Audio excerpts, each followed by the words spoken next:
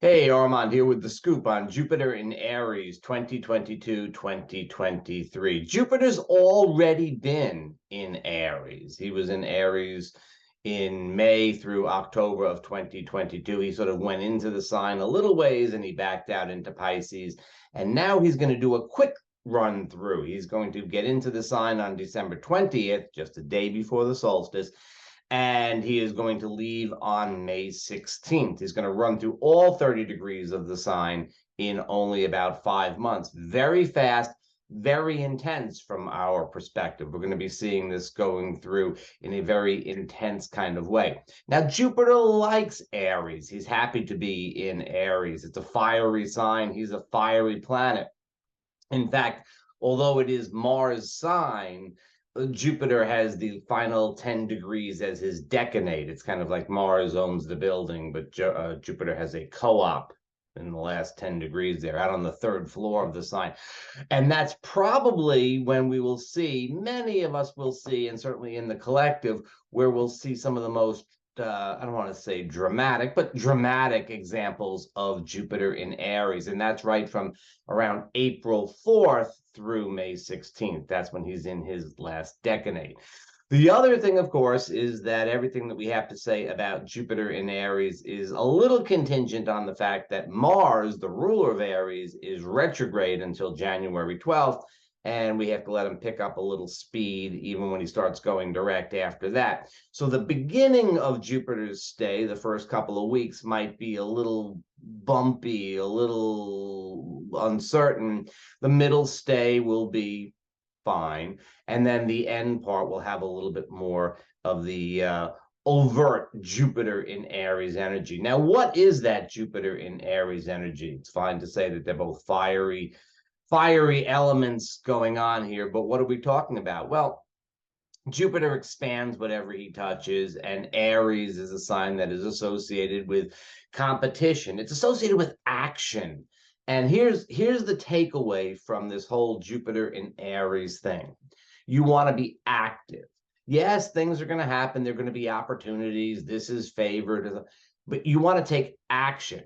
I mean, wait till Mars goes direct, but you want to take action with Jupiter in Aries. This is not a sit and wait and let's see what happens kind of energy. This is I can do it. I'm going to do something with it kind of energy. So you want to push forward with this. This is not necessarily the kind of you just let it flow over you. Jupiter in Pisces, fine to just let it flow over you. Jupiter in Taurus, well, we'll see. We'll talk about that. So we'll talk about that on another day. But Jupiter in Aries, very active, so you want to take advantage of it. It favors things like athletics, martial arts. It favors, you know what I bet with Jupiter and Aries together, I bet it would really favor things like sports betting. Not that I'm endorsing that, but I bet you things like DraftKings and FanDuel and stuff like that will be doing pretty well with Jupiter going through Aries. You'll see a lot of stuff happening in the sports world for sure. So certainly we've been seeing that lately with the World Cup, but that's a whole other story. But we'll see those kinds of stories. There'll be this, contentiousness and opportunities and stuff around the sporting world. The other thing is that when we're talking about Aries, we are talking about the god of war, and I hate to say it, but Jupiter in Aries could expand some of the more bellicocious aspects of things, and we already saw with Jupiter's first pass through Aries that we've been seeing things get a little bit warlike. Well, we've had a war in Europe, which we haven't had in a very long time, so we have some reason for concern, perhaps. Also, a lot of the things that happened when Uranus was in Aries from 2011 to 2018-19 time, where we have a lot of, the sort of the rise of the strong man kind of thing, and the outside groups and all of these things that push from the outside, that will also get a bit of a push, a little sort of like it's a reminiscence with Jupiter in Aries, and maybe we should be happy that he's going through so quickly. So those are things to consider. Now, Jupiter is not going to make a lot of aspects while he is in Aries. Jupiter will not make any aspects to the outer planets. He would have squared Pluto, but by the time Jupiter gets to the end of Aries, Pluto will have jumped into Aquarius. And so that square is going to happen. It is going to happen, but it's going to happen on May 17th after Jupiter gets into Taurus. We'll talk about that in the future. So there's no outer planet aspects that are happening with Jupiter. On the other hand, Jupiter is going to square the sun right after the solstice. So Jupiter gets into Aries on the 20th, and then on the 21st, the sun gets into Capricorn, and we have a square between these two planets. Now, here's a really ambiguous energy. Okay, this is a little hard to figure out because on the one hand, Jupiter is in a sign that he likes, and it's the sun's favorite sign because the sun gets to be, above the horizon, northern hemisphere, it gets to be above the horizon most of the day. That's good stuff. The sun will also, right after the solstice, that's the point where he starts to grow. That's good stuff. And so, in a way, this Jupiter-Sun square feels a little bit like the light at the end of the tunnel. That's a really positive way of looking at it. And on the other hand, here's Jupiter in potentially bellicocious Aries, and squaring the sun. And you wonder if that isn't kind of kicking off some of the more difficult aspects of this whole Jupiter in Aries kind of thing. So very early on the world axis, we have a square. Not entirely comfortable with the way that can play out. Now, Mars being retrograde, I would expect that we're probably going to have to wait until January to see exactly what's going on with that. Maybe the Sun and Jupiter can handle it even if Mars is retrograde. Certainly Mars retrograde hasn't exactly slowed things down as much. It's not great for initiating things, but it hasn't slowed down things much.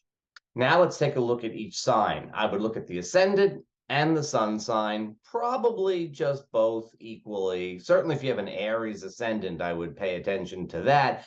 But I think in general, you could look at ascendant and sun sign. We have a very short window of time here, right? We have a very limited piece of time because we really have to wait till Mars goes direct in mid-January. And so we only have about 4 months until Jupiter leaves the sign. So it's going to go by fast. And whether you're looking at the sun or the ascendant, you're going to want to kind of get into motion and get ready for it as soon as possible. Now, let's look at Aries. Now, Aries, this is basically an energy that is just good for you in general. It just feels good. You get a burst of extra energy, a little bit of things just kind of going your way, particularly if you have that Aries ascendant, and now the sun, Jupiter is going to come into your first house at some point during his travels through Aries. And that would be something that is, always considered quite a positive thing. One caveat when you have Jupiter in the first house is there's a tendency to gain weight, usually because so many good things happen. I don't think that is such a risk for Aries because Aries is, sort of a master of self-control and not necessarily prone to overindulgence. When we talk about Taurus, we'll have a slightly different story there. But I would just sort of keep it in mind. Great time to begin all kinds of exercise. This is generally true for folks too. Once Mars goes direct, it's a good time to begin exercise programs and things like that. Just the essential nature of Aries is strengthened by Jupiter in the sign. It's a great thing. I'm going to back up and say Pisces. Now, Pisces, this is then a second house.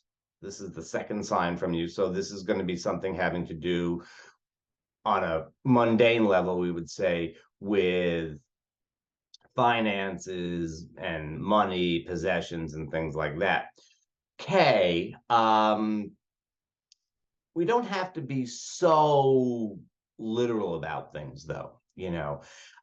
Jupiter has recently been in Pisces, so you have that sense of, you've been getting that good Jupiter energy. And now, yes, it's about finances and money, but let's think about it as being, maybe what we're doing is we're externalizing, right? We're just taking that good energy of Jupiter when it was in your sign, and now you're expanding it out one step into possessions, into your world. So you're starting to externalize the positive energy of Jupiter in your sign.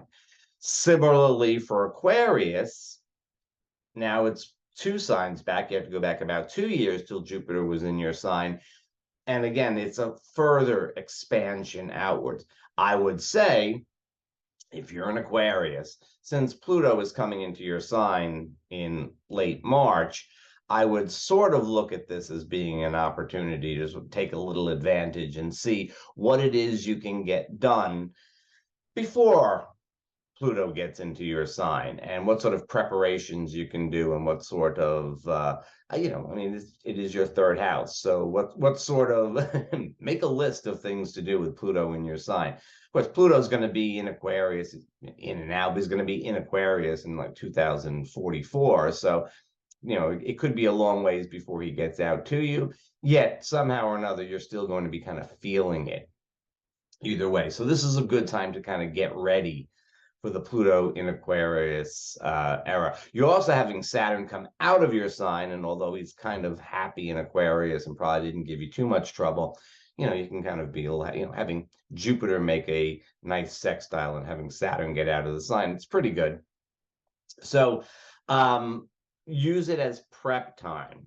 Okay, now backing up to Capricorn, this is happening in your sector that has to do with home and family. And so you get, this is the stuff that is going to be advantageous to pay attention to. It's a short window of time, but if you're one of those spring home buyers, I mean, let's not talk about the housing market and so on. But if you are a spring home buyer, this would probably favor you quite a bit. If you're thinking about moving, this would certainly be the time to, get moving on it.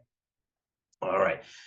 Backing up one bit to Sagittarius, this is a fifth house type of thing. Very nice. Your ruler in your fifth house. This is great for all kinds of creativity. It is great for, well, you know what? Let's just leave it at that. It's great for creativity. It's great for anything. It's great for following your passions. It's great for doing the things that you love to do. So Sagittarius, it's a good time for you to be thinking about, those things that really energize you, really kind of make you happy. This is what I want to do, sort of thing. If you're a Scorpio, then this becomes an awkward sixth house energy. And that is something that is, not the easiest thing to deal with in some respects. It probably means more work, which, that could be a good thing. I mean, it would be sort of an upbeat sense of more work. It's not necessarily the difficult aspect of that. Sometimes you want more work. You want more things to do. Great for, things that you do with coworkers, or if you have employees and so on. That's where the energy goes. It's also a good time to take care of your health. And again, because it is Aries, we're talking about exercise and that sort of thing. Actually, we're talking about, ironically, Aries is good for paring down, although Jupiter is good for expansion. So I would say probably you look for that as being, just being a little bit more active in terms of your health. But I mean, perhaps you could, it's time to start a diet. You could do that as well. What are you going to do? It's only like 5 months, right? So you can handle it either way. When we're talking about Libra, this is a seventh house energy. So it's great for partnership, great for opportunities in partnership. It's great if you have a partner, then things should be going well. If you're looking for someone, there should be some opportunities. It's also, you could also roll that into business partnerships and so on. It also kind of suggests an opponent. And if you have an opponent, if there's someone that you're tussling with, Libra, if there's somebody who is not on the same page with you, but is sort of coming at you with some sort of legal thing or some sort of, competition in business or something, then then I think you have to be ready for that and put out your efforts as well, because they're going to get a little bit of an advantage in that sense.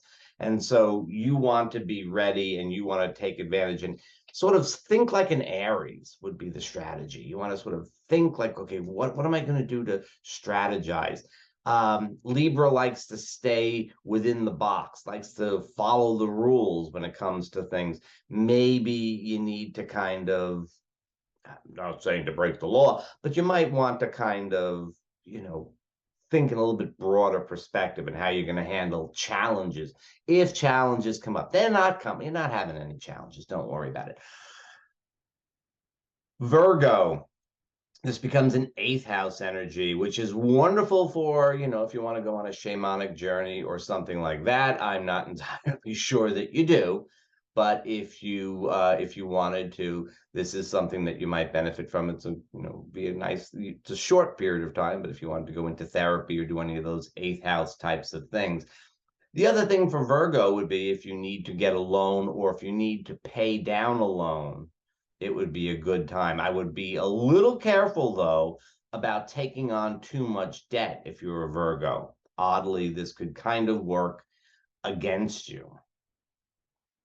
Now, Leo, this becomes for you a 9th house energy, great for exploration, great for looking at new things, looking at, whether you're going to travel or you're going to just, learn something new online. You're going to maybe, it could be, it's big picture stuff, not skills. Aquarius can go learn skills. Right now, Leo, this is much more the big picture thing, the philosophy, the belief system. It's a great time to explore what your big picture is. If you are looking at something like going to school or something like that, it is a good time to get, higher education, whether you're going to university or you're going to go to Omega and take a course or something like that. It is good for this type of expansion. So it's really, if you're a fire sign, if you're an Aries, Leo, or Sagittarius, this is really great energy. Leo, you might take the most advantage of it when Jupiter is in the middle of the sign, which is the sun's decanate. So that might be the time, April 4th, we're looking like March, April as being the time that you may get the most advantage out of this. But, let's not split hairs and let's not try to get clever with things. Cancer, this energy comes into your career sector, and that would suggest that you might have some opportunities for career, and that strikes me as being a good thing. You're having Pluto in the process of leaving Capricorn, and so not being quite so opposite to you as he's been since 2008. And that's likely to feel good. And I think that Jupiter then comes in with a little bit more of here come the opportunities. So I think, Cancerians, whether you're talking about ascendant or sun sign, will get, a kind of a nice burst for this. It does come mostly for career and education. This particularly does. You're just happy that Pluto's out. Pluto's not opposite you anymore, so we'll just leave it at that. Coming to Gemini, this is an 11th house energy. So 11th house is about groups and associations. It's a little bit similar to what I said for Sagittarius, but in this case, it's more about getting out there into the world, connecting with people, even if you're only connecting with them online. The sense is that you're being part of a bigger picture, whether it's a social cause, a political cause, or, whether it's something that's, it could be local in your neighborhood. It favors your long-term goals, though. It's the stuff that does resonate with your highest ideals. So put some effort into those things. If you sit back and say, well, I'd always thought it'd be a good thing to do X, to volunteer at the food bank, to join the local political party or whatever it is. this would be a really good time to do it. This would be a good time to do it. Now, Taurus. All right, you guys, you got Uranus going through the sign. You have Pluto coming up to square your sign pretty soon. It's good that Pluto's going to be into your career sector. We'll talk about that when that happens in March. But Pluto's coming into your career sector. And Jupiter is in your 12th house, which is where you don't see things. Now, it's good. You want to have Jupiter in your 12th house. Right? What you're getting here is like the guardian angel. It is like the help that you don't really understand where it's coming from.